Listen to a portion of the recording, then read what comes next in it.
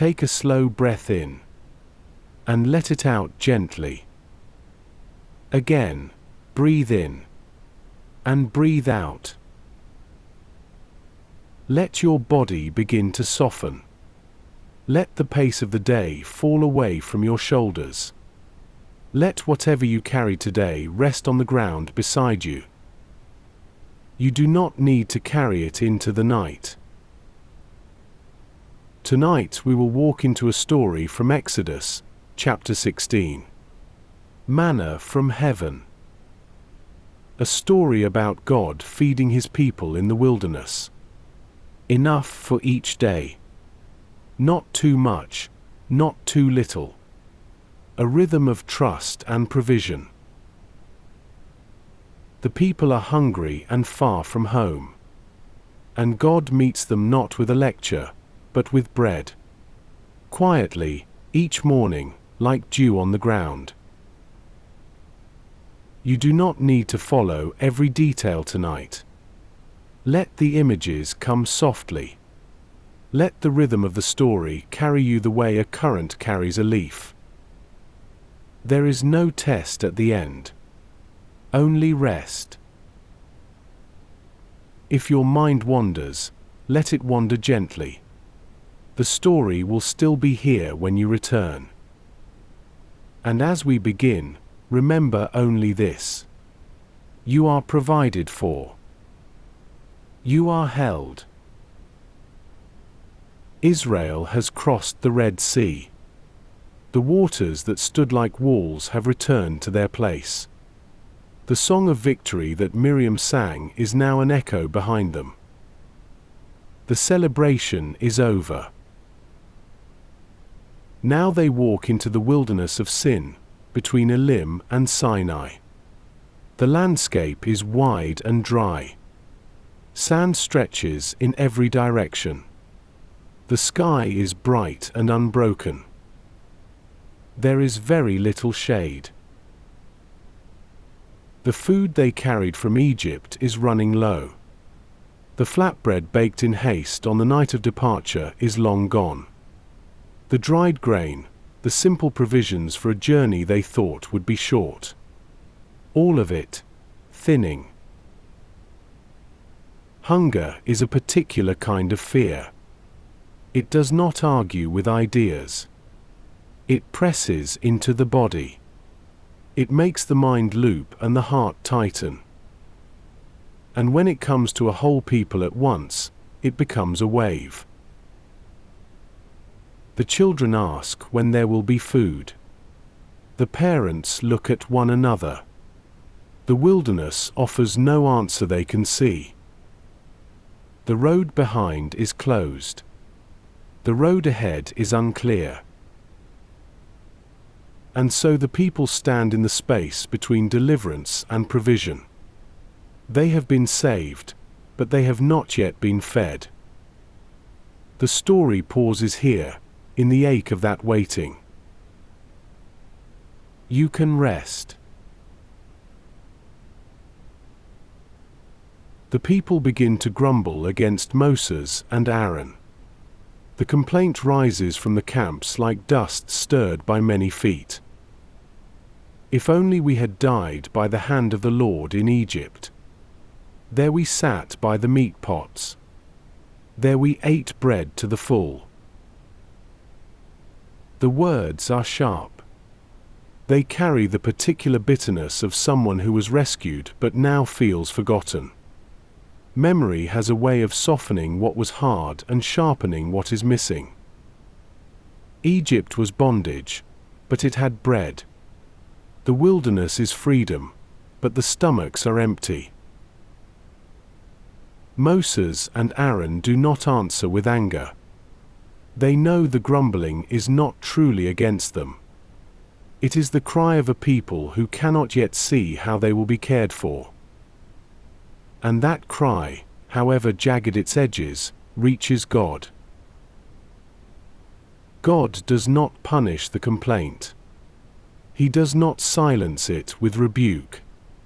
He hears the hunger beneath the words. He hears the fear beneath the hunger. and he begins to move toward them with a plan already forming. Sometimes the loudest frustration is simply the voice of a need that has not yet been met. God is not offended by need. He is already preparing the answer. You can rest. God speaks to Moses. I will rain bread from heaven for you.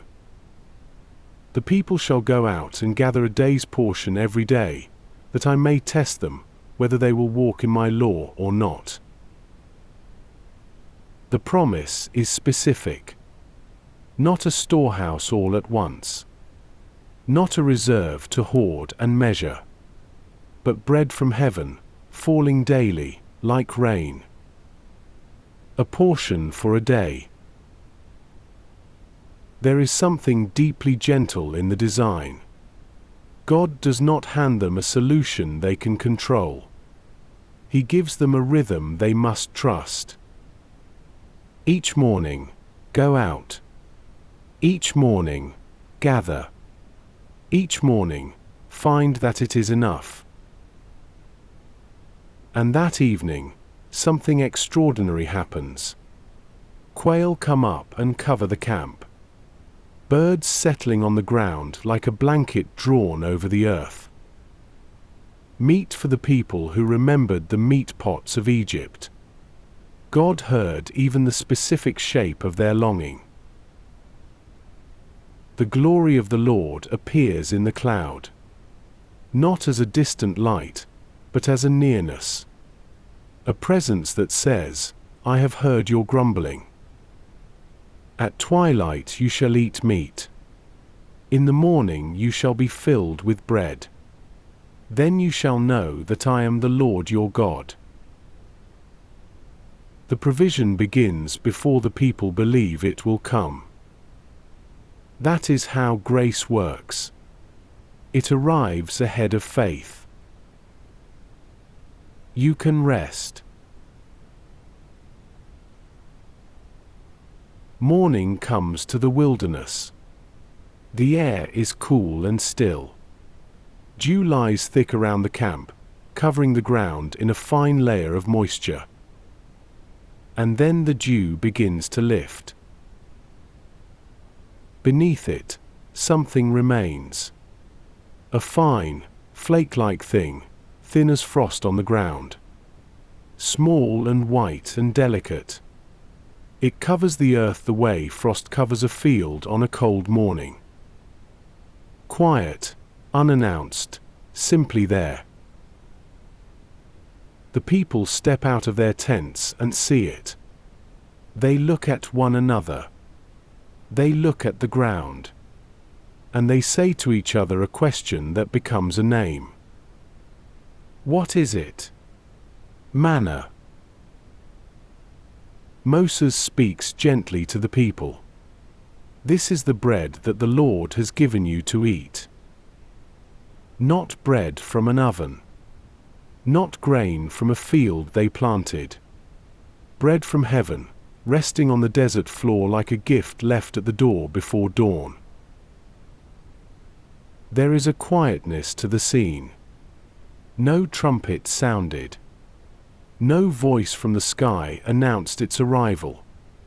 It simply appeared, the way daylight appears. The way provision often comes, not with drama but with faithfulness. The bread is given. The people are fed. The morning holds its promise. You can rest. Each morning the people go out to gather. An omer per person. A simple measure, enough to fill a day. And here the story reveals something remarkable. Those who gather much have nothing left over. Those who gather little have no lack. Each has exactly enough. The provision is perfectly measured. Not by human hands, but by a quiet arithmetic that belongs to God alone. No one has too much. No one has too little. The bread is given in the exact proportion of the need. But some of the people try to keep it. They gather extra and store it through the night. By morning it has bred worms and begun to smell. The manna cannot be hoarded. It cannot be stockpiled against tomorrow. This is the quiet lesson woven into the bread. Trust is daily. Provision is daily. You cannot carry tomorrow's grace in tonight's hands. You can only receive what is given for now. And what is given for now is enough. It has always been enough. The bread does not fail. The measure does not fall short. Each morning, the ground is covered again. Enough for the day. Nothing wasted. Nothing lacking. You can rest. On the 6th day, the people gather twice as much. 2 omers per person instead of 1. And this time the extra does not spoil. It keeps through the night, whole and fresh. Moses tells them why. Tomorrow is a day of solemn rest, a holy Sabbath to the Lord. On the 7th day, there will be no manna on the ground. God has built rest into the rhythm of the bread. Some go out on the 7th morning anyway, looking. They find nothing. The ground is bare and dry. The lesson is gentle but clear. There is a day for gathering and a day for stillness. Both are held by the same hand. The manna itself is beautiful in its simplicity. White, like coriander seed. The taste of it like wafers made with honey. Sweet and light on the tongue. A gentle food for a weary people. And this provision does not end quickly. For 40 years, God feeds them this way. Day by day. Morning by morning. Through every camp and every stretch of wilderness. Until they reach the edge of the promised land. 40 years of mornings. 40 years of bread on the ground. 40 years of enough. The faithfulness of God is not a single act. It is a rhythm that never breaks. You can rest. The bread came each morning. Enough for the day. Nothing wasted. Nothing lacking. God's provision was faithful. Not rushed. Not withheld. Given in the exact measure of the need. You do not have to carry tomorrow's portion tonight. You do not have to gather what has not yet been given. Today's grace is enough. The wilderness was wide and the people were many. But every morning, the ground was covered. Every morning, the bread was there. Every morning, God had already been at work before they opened their eyes. His faithfulness is not a single sunrise. It is 40 years of sunrises. It is bread on the ground before the first footstep. It is provision that arrives ahead of panic. You are not forgotten in the wilderness of this night. You are not left without what you need. The bread is given. You are provided for. You can rest. The dew has lifted. The bread is given. The day is held. You are provided for. You can let go of what you cannot carry. You can release the weight of tomorrow. You can rest. Enough for today. That is the only measure you need tonight. Not enough for the week. Not enough for the year. Enough for today. The bread does not ask you to earn it. It does not ask you to deserve it. It rests on the ground before you rise. It waits for you like morning light waits at the window. Let there be less effort now.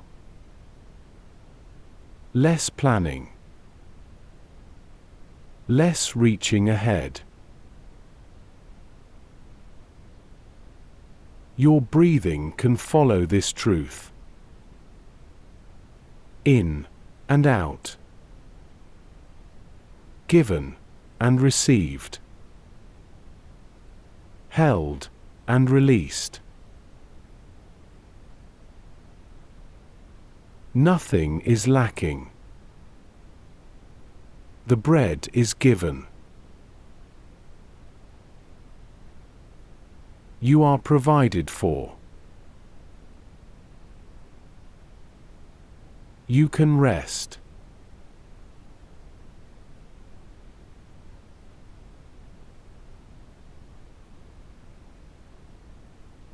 You can rest.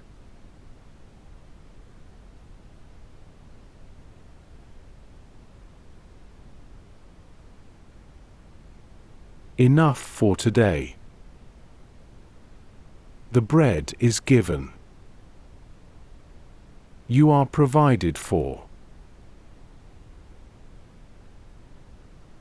You are held. Nothing is lacking. You can rest. Enough for today. The bread is given. You are provided for. You are held. Nothing is lacking. You can rest. Enough for today.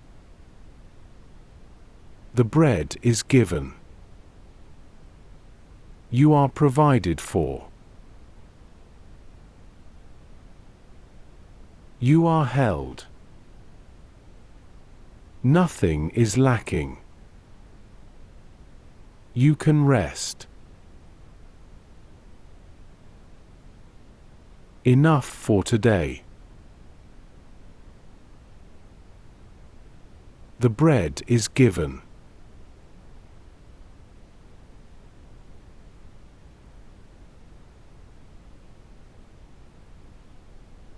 You are provided for. You are held.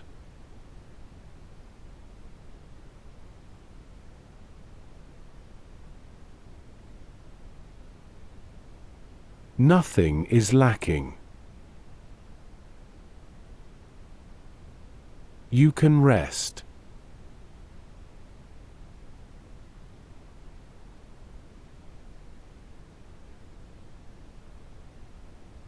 Enough for today. The bread is given.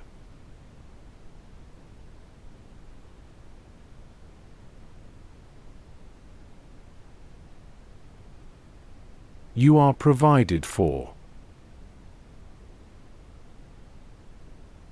You are held.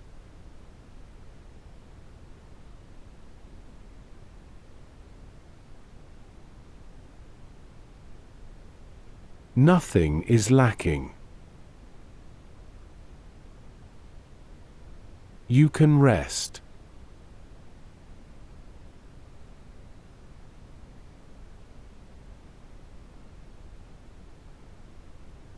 Enough for today.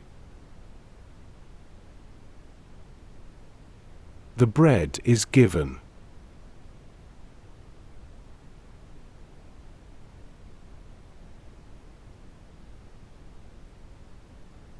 You are provided for. You are held.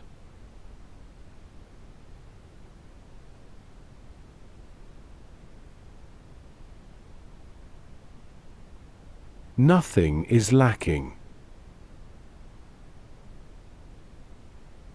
You can rest.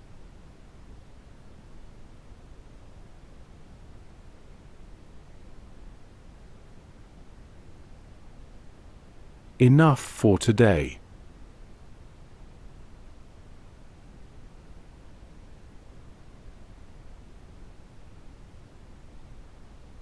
The bread is given.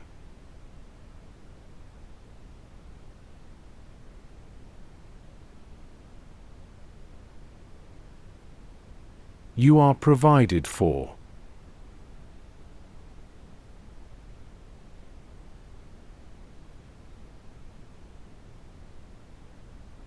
You are held.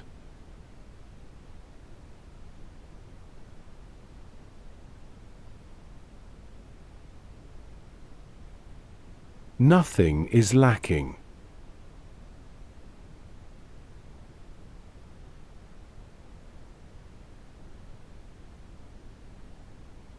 You can rest.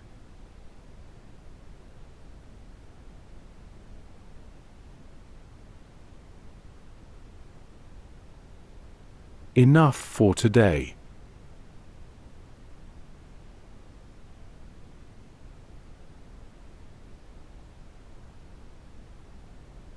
The bread is given.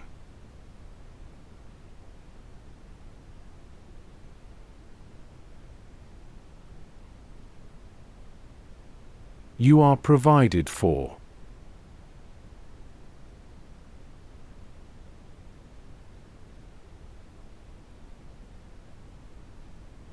You are held.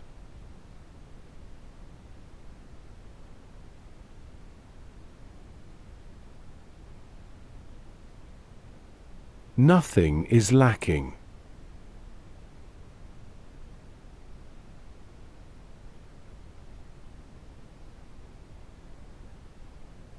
You can rest.